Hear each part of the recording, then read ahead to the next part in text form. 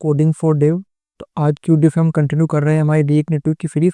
तो आज की वीडियो में आपको बताऊंगा custom component library in divine system. मैं आपको इसको डिटेल में एक्सप्लेन करूंगा। तो जो कस्टम कंपोनेंट लाइब्रेरी होती है वो कलेक्शन होती है रीयूजेबल यूआई कंपोनेंट्स का, बटन्स, मॉडल्स, कार्ड्स जो बिल्ट इन होते हैं स्पेसिफिकली एप्लीकेशन और ऑर्गेनाइजेशन के लिए।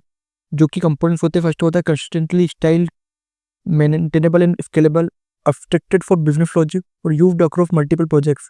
तो एग्जांपल की बात करूं तो जब हम कंपनी में बिल्ड करते हैं यूआई पैकेज, उसको हम यूज कर सकते हैं ऑल फ्रंट एंड एप्स में। फेसबुक यूज करता है रिएक्ट स्पेक्ट्रम इंटरनली। तो व्हाट इज डिवाइन सिस्टम? तो डिवाइन सिस्टम होता है वो ब्रॉडर होता है कंपोनेंट लाइब्रेरी से। इट इंक्लूड, तो अगर डिवाइन सिस्टम होता है उसमें होता है divine token, spacing, colour, typography. और जो कंपोनेंट लाइब्रेरी होती है उसमें button, input, model etcetera. Divine system में होते हैं divine principle and accessibility guidelines. वो कंपोनेंट लाइब्रेरी में होता है शेयर्ड स्टाइलिंग रूल्स। और डिवाइन सिस्टम में होता है brand identity and UI UX rules. वो कंपोनेंट लाइब्रेरी में होता है रीयूजेबल कोडेड कंपोनेंट्स। तो एक डिवाइन सिस्टम है वो हमको प्रोवाइड करता है रूल निफोसिस like sigma files plus code, ensure करता है हमारे विजुअल और फंक्शनल कंसिस्टेंसी को। तो हमको क्यों यूज करना चाहिए कस्टम कंपोनेंट लाइब्रेरी? पहला है रीयूजेबिलिटी, हम यूज कर सकते हैं सेम बटन और इनपुट को अक्रॉस द ऐप। सेकेंड है कंसिस्टेंसी, हम सेम लुक एंड फील को हमेशा कहीं भी यूज कर सकते हैं। थर्ड है टेस्टेड वंस, हम कुछ बग्स और लेस डुप्लीकेशन कर सकते हैं। फिफ्थ है प्रोडक्टिविटी, सॉरी फोर्थ है प्रोडक्टिविटी, यूआई को हम फास्ट बिल्ड कर सकते हैं। तो हम कैसे बिल्ड सकते हैं कस्टम कंपोनेंट लाइब्रेरी? पहले हमको सेटअप करना है पैकेज का यूजिंग मोनोरेपो, टर्बोरेपो, एनएक्स फॉर लर्न। फिर हमको यूज करना है टाइपस्क्रिप्ट फॉर टाइप50।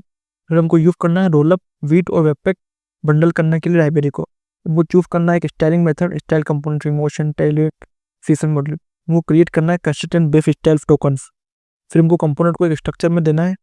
हमको ऐड करना है डिफाइन टोकन्स जो हमारे प्राइमरी है, ओके। डिफाइन करना है spacing fonts, border, radius, colour pallets, shadow etcetera.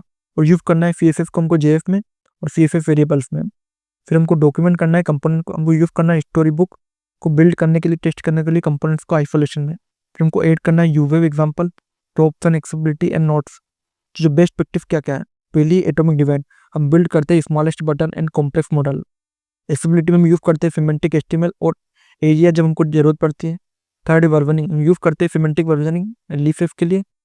Fourth है पब्लिशिंग, हम पब्लिश करते हैं एनपीएम को यूजिंग प्राइवेट रजिस्ट्री। फिफ्थ है टेस्टिंग, यूज करते हैं यूनिट टेस्ट को, जेस्ट और रिएक्ट टेस्टिंग लाइब्रेरी को, ओके। तो अगर आपको बिल्ड करना है कंपोनेंट तो हमने पहले स्टाइल बटन दिया, इसकी पेडिंग मार्जिन दी और इस बटन को हम कहीं भी यूज कर सकते हैं हमारे स्टाइल बटन को, ओके।